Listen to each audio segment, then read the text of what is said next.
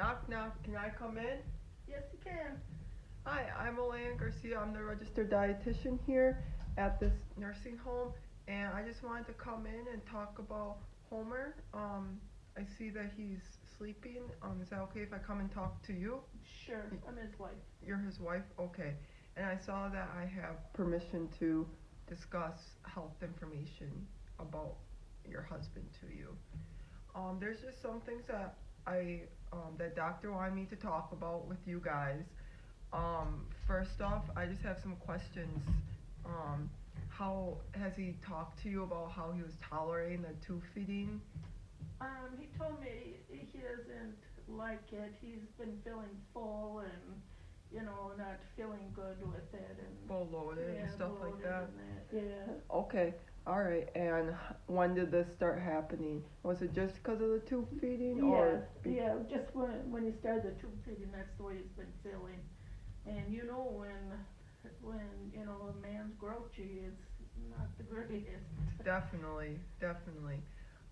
Has his intake declined over the past 3 months? I saw his extreme weight loss since his Yeah. hospital stay, but prior to that, has he been eating adequately? Not really. Okay. He hasn't really been eating. Do you think it was 50% less, 75% less of his normal eating? Probably about 25%, a little more. He's only been eating 25%? Yeah, Okay. Alright. he's just not hungry. Okay. And then, so then the weight loss, okay. Mobility prior to, before his having his stroke, was he able to walk around and things like that? Go out? Yes. Okay. And, um, okay. So have you seen any difference in his mental status prior to admission, like with hospital stays, stuff like that? He's been not the happiest. Okay, not as alert and Right. oriented, things like Right. that. Okay. Um, so I just want, cause it can be very scary on seeing a tube in him, and even with the patient itself. I see that he's a little awakening and alert, so this would be good for him to hear as well. I just wanted to go over and kind of let you guys know like what enteral nutrition is. Like, I just want to give you a little overview, to show that it is food, it is good, you know. So specifically enteral nutrition, it's just a method, a way that we want to feed an individual. Right now his gastrointestinal tract is working, so we want to continue to use that. So that's why the tube is placed in his stomach, and the doctor thinks that it's going to be longer than 3 weeks, so that's why it's surgically placed in there. Um, Reasons why, people would be on this would be if they had a stroke, which he sadly did, dysphagia, swallowing processes. I saw that he had swallowing difficulties. So this is definitely what he needs at the moment. I can't really tell you how long he'll be on it. It depends on how he progresses. But the good thing is that this is able to prevent the malnutrition, so him not eating properly, and then the muscle breakdown.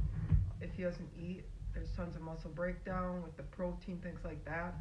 Some things we want to be aware of though is the infection. Here, you won't have to worry. The nurses will always make sure that these containers are discarded at least every 24 hours, because otherwise it can get infection in that tube. And then also making sure that he's upright, which he is at least 30 degrees, so that he doesn't get any of that reflux or aspiration, getting that food into his lungs.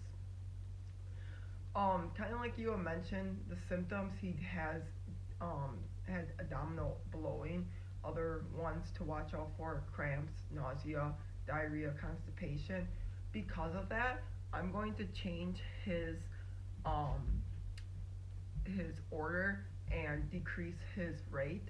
Right now, he's getting one type of formula, an Osmolite 1.0 kcal, and I'm going to do an osmolyte 1.5 just so we can reduce that volume so he doesn't feel so overloaded and so much. That'd be good. This is the first time he's actually getting enteral nutrition, so it's something called refeeding syndrome, and it's when food is introduced too quickly.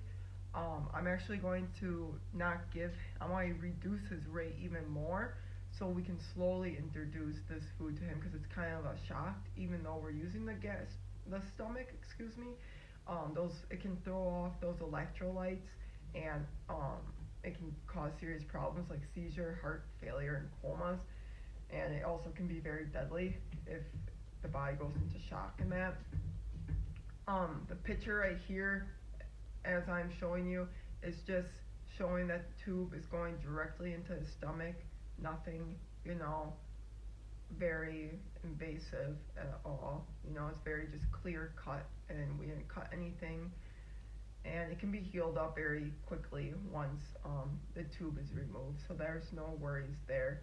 But moving forward, I am going to reduce the rate and to at least 40 milliliters an hour. Right now, doctor prescribed it as 80, which is way too much. So I want to cut that in half, and I want to increase his calorie needs, just so making sure that we are a little closer to that. So instead of doing the 1 kcal, I'm going to do the 1.5 kcal, just to increase those nutrition needs, to make sure he's getting those calories and proteins needed. I'll come in and check on him daily so we can change up the rate and the order of the peg tube, so we know and we can get the right exact rate and hopefully get him off this enteral nutrition as soon as possible. Do you have any questions for me? No.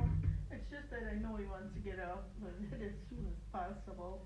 Yeah, that's definitely not something you want to live on and be on. Later on, we can talk about, he will be on a puree diet, which is food that is all blended up, just because I was just gonna ask you that, what's he gonna eat after he's off of this? Just go to regular food or what? it will be cause it'll be a type of dysphagia diet, specifically puree, where it's all grounded up foods, things like that. We can talk about that more later, or if you want to talk about that now, we can.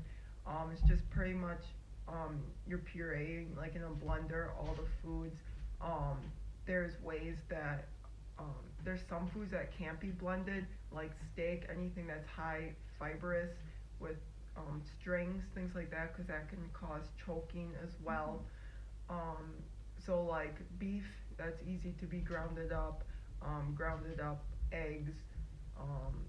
It's harder for other things. What's his favorite foods? What does he like to eat?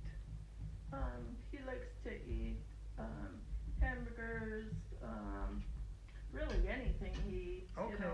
Yeah, so that'll be a little bit easier. I can get you a handout on the puree foods as well. I just don't want to jump and give you too much information all at once, as I'll be coming here daily, and it seems like you're here pretty often as well, which is good, very good support and things like that. So, yeah, I will get you that information as well. Here's my handout that I created for you, and it has my contact information, like my phone call, my email, and you can reach me anytime. And then, like I said, and keep emphasizing, if you have any questions, please let us know, and we want to get him back to feeling as good as new. Okay, thank you. Yep. Is there any other thing I can help you with? Nope, I think you're doing a good job. Alright, I'll let you guys go and relax, okay? Okay. Alright, bye-bye. Bye.